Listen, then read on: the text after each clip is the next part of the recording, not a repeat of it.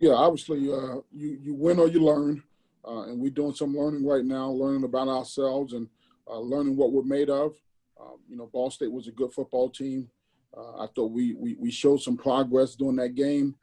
We got to continue to play cleaner, continue to limit turnovers, and especially turnovers that turn into scores. I thought defensively, I thought our unit did a nice job stepping up, especially with you got, at any one time, you got 7 true freshmen out there playing on defense. I think guys are flying around. They're playing aggressive. Obviously, we got to continue to find ways to put more points on the board offensively. But, certainly a game that we learned from.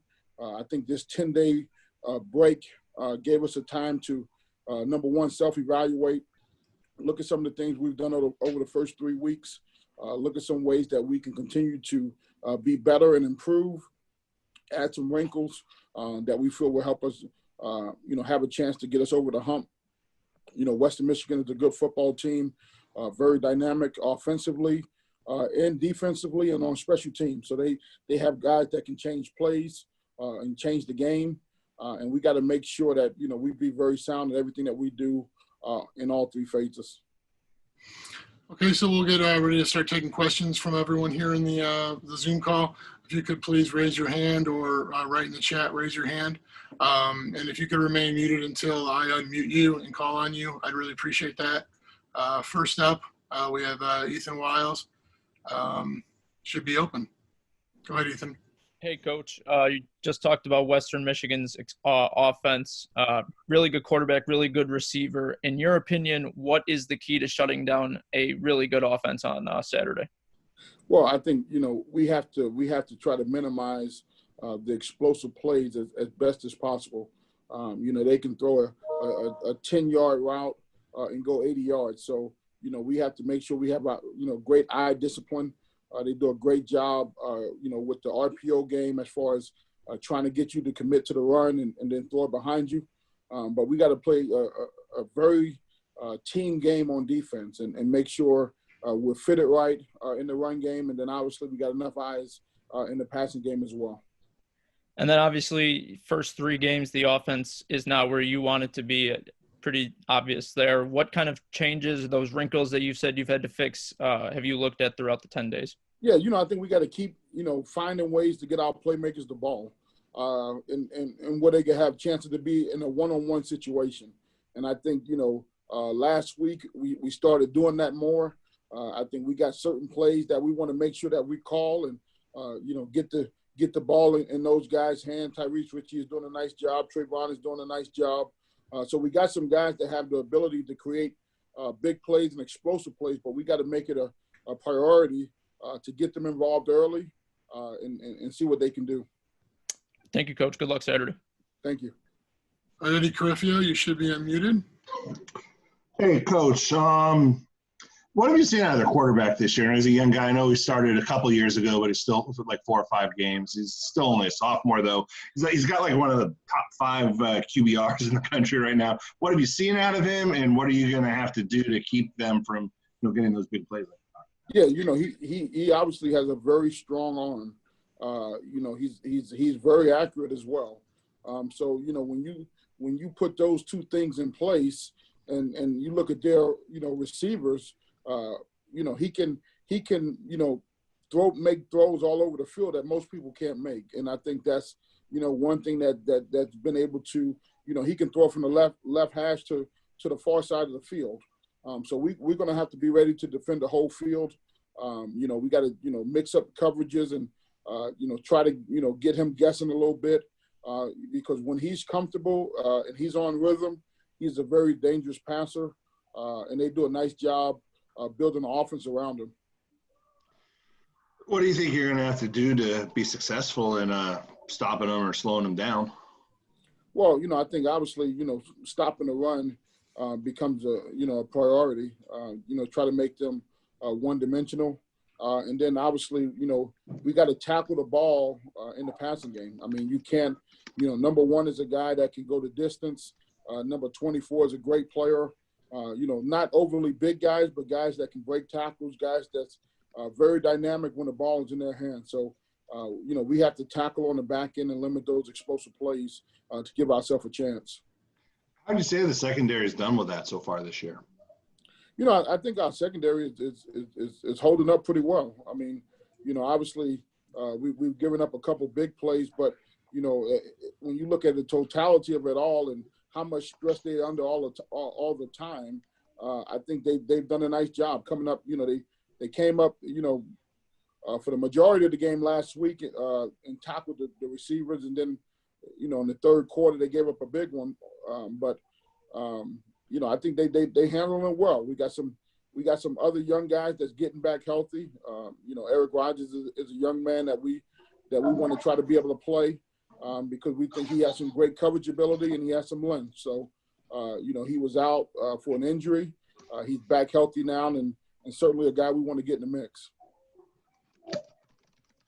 With Pugh's going to be missing the first half because of the targeting call, right? So what's that kind of change, if anything, for you guys defensively? Well, it doesn't change anything for us defensively. Eddie Jackson is a young man that we feel good about, and had a good camp, been playing well, has played for us. He played last week, and we have all the confidence in the world in him and what he's going to bring to the table. Offensive wise, just how would you say the deep game's been, or what do you think needs to change in the deep game? It looks like last year, if I'm remembering, like Bowers didn't always have the most time. This year, it looks like he's had some time to throw it, but those deep passes still aren't there. What's been, when you guys have tried it, what's been your assessment of that? Well, I mean, obviously that's something we have to continue to work on. I think the timing, when you're trying to throw the deep balls, a lot of things in play. Number one, the protection is big. Number two, is the wide receiver winning at the top of the route. And I think that's why we have to be a little more consistent winning at the top of the route. But we're going to take more shots. I mean, we're going to give them more opportunities to get downfield. I think great things happen when you take shots down the field, and we're going to continue to do so. Then you've been mentioning, about the quarterbacks. I mean, obviously wanting to get them all snaps. You've been mentioning about Fletcher. But I think last game, Bowers was in for only, I think, every snap but one. I think I had a sneak there, if I saw it right. So just what was it about that game that made you want to get away from something that you said you've been wanting to do, I guess? It's the flow of the game. I mean, obviously, some things you would like to call that we didn't get called, but it's no different than some pass plays or some running plays that we didn't have a chance to call. So, hopefully we can have a chance to dial it up this week and get guys more involved in the game plan. What how motivated obviously do you expect Western Michigan to come out, especially with what happened last year? You guys costing them a chance of winning the MAC West. How do you see that factoring in this year for them? Yeah, I'm honestly not too concerned with their football team. My concern is our football team and making sure that we're prepared to play an excellent team and get our guys as ready as possible to go out and perform at a high level on Saturday. Okay, that's what I had. Thanks, Coach. Ethan, I'm going to unmute you here. Ethan Miles, go ahead. Yeah, Coach, just one more question from me. Do you have an update on Lance Devoe? He's out this week, so okay. He's still recovering, but he'll be out this week. Okay, thank you. Do we have any other additional questions for Coach Hammock here before we move on to the players?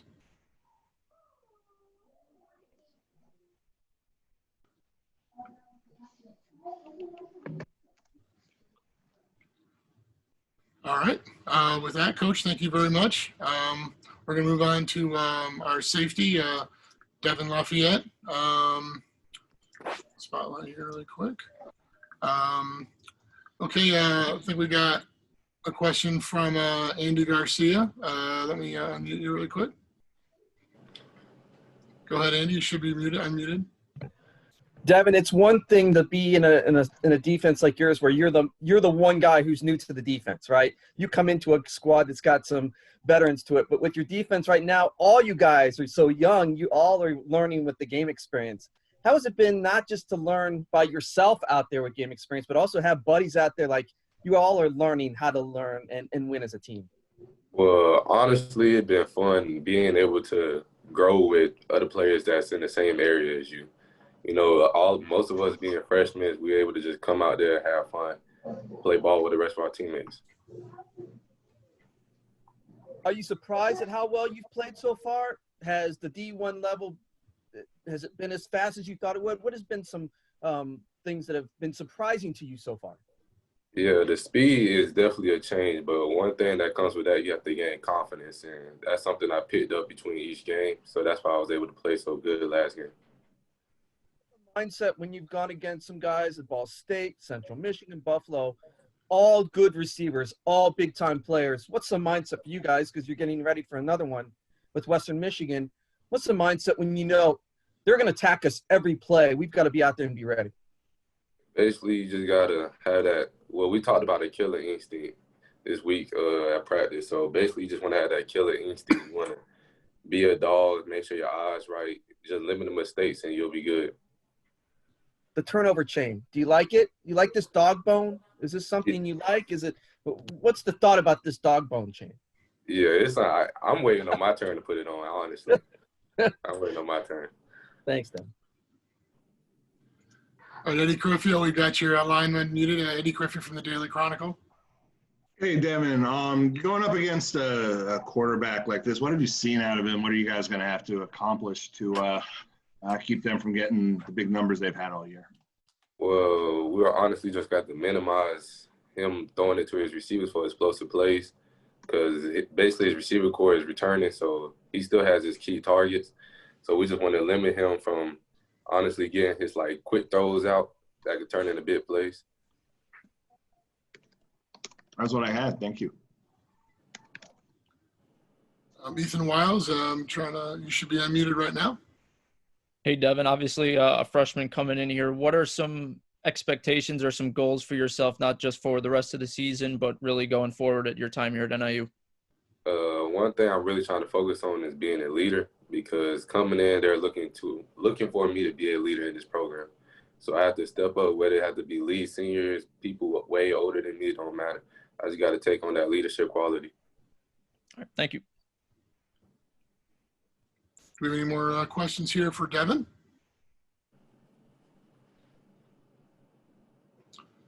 Okay, with that, we'll thank you for joining us here, Devin. And with that, we'll bring on wide receiver, freshman Trayvon Rudolph. Trayvon should be unmuted right now, or you should be able to unmute yourself right now. Believe we should go with Eddie really quick. Eddie from the go ahead, Eddie. You should be unmuted. Hey, so I was just offense-wise, just how what do you think you have to do to be successful against that defense they have? What's got to start clicking for you guys? Personally, I just feel like we just gotta, keep finding them little open shots they give us and just use that and take advantage of it. So we, find them little open spots and take advantage of it. They're gonna have to, just switch some little things around and probably leave another little open spot. So, just take advantage of what they give us. How would you say the offense has done overall this year, and where are you guys looking to improve? We ain't there, not great, but we just learning, just keep everything going, processing. But we're gonna keep getting better. We're eliminating turnovers. Last week we had one, but we just as soon as we eliminate the turnovers, we'll be good. Okay, thank you. All right, Ethan, you should be unmuted. Hey, Trayvon, obviously a freshman as well coming in here. You made a name for yourself quite early with the scholarship. What has been your experience at NIU been like so far? You're halfway through your first season. Kind of take us through your experience here on campus so far. So far now, it's just really football 24/7. But then when you do get your time off, you got to remember, like, you're just not here for football. You got books. So I really, when I do get my free time, I do homework, and probably, after that, just play the game with some of my teammates. But it's really just, getting that mentality that, yeah, it's like this is all going to come quick. So you got to either know it or you're going to get left because, I wouldn't say our playbook is the easiest. So if you really don't know the playbook, you'll be out there confused. So when you got when I had that lockdown, I was really, I was comfortable, I know what I got to do. So when I was comfortable with that, I was, I had school. So school, that's really, it's really easy. So after all that happened, it was just football because school, school's there, but, it's not really hard when you actually know what you have to do to get where you need to be. Not only are you, stud on the offensive side of the ball, you're a special teams threat as well. How close are you to getting that kick return? Because there's been a few where you've been able to pop off, but it's 1 or 2 blocks have been missed there. But just how close are you to returning a kickoff this year? Hey, I'm just 1 block away. Love it. Thank you, Trayvon. No problem. All right, Andy Garcia, you should be unmuted. So, Trayvon, I know your high school coach, John Konecki, pretty well, and he speaks very highly of you. Have you talked to Coach Konecki at all since you've been at NIU? What has he said to you? I talk to him like every other day, not like every day, but like every other day. Keep in touch because Coach Konecki, that's a great guy. He was like in school a father figure. Someone I could just go talk to when I was going through a lot. Like I wasn't a perfect dude in high school, so I was going through a lot of stuff. Like so, he'd be the one I could go to talk to. He'll calm me down. So it was like I talk to him here and there. But it's like someone I would never forget. So we have a great relationship. I said this to Devin too. Has the speed of D1 surprised you at all, or what has been 1 or 2 surprising things that you've seen since you've been playing games now? Yeah, I say our speed, it got a little faster, but it's like nothing I couldn't handle. But I will say like the speed did speed up a lot, but it's nothing I couldn't handle. I appreciate it. Thanks. No problem. All right, do we have any more questions here for Trayvon? Don't worry, Trayvon. You'll be talked about a lot. Don't worry. This isn't the last press conference you'll be a part of. Appreciate it. Hey, Joe, I just had a quick question for Trayvon about being a kickoff return man. And have you, did you do that in high school? And what is the, key when you see that ball and see those 11 guys coming at you to being successful on the kickoff return? I did it in high school, but like I really truly don't be worried about like the 11 people actually coming down, to come get me, just because I know I have 10 blockers in front of me. So I feel like if we doing what we have to do, because we practice this. So if we do what we have to do just to actually return it back, I'll just be left with the kicker, not the kicker. So I feel like I got real confidence in my blockers. So I just follow them. It's not always gonna get returned. I get a good amount of yards. So, but we're gonna get a kick return off soon. And then this past game was probably your best game as a receiver, and had a big play and came to you in some key situations. And receiver is one place where there are some older guys on our team that are there to, with Cole and Tyrese and some folks like that. So how have they helped you develop on the receiving end? I would say not even just Cole and Richie. I feel like the whole older wide receiver crew there, they helped me a lot. And just not me, they help all the younger guys, just because they know it's just not about them. At the same time, if we're trying to win as a team, you need to help out the little cats, because they're going to start, and if they see potential in you, they know what they have to do. So it's like it wasn't just like Cole and Richie, they did a lot, but it was like also Fabo, D-Rob, Messiah, Mo.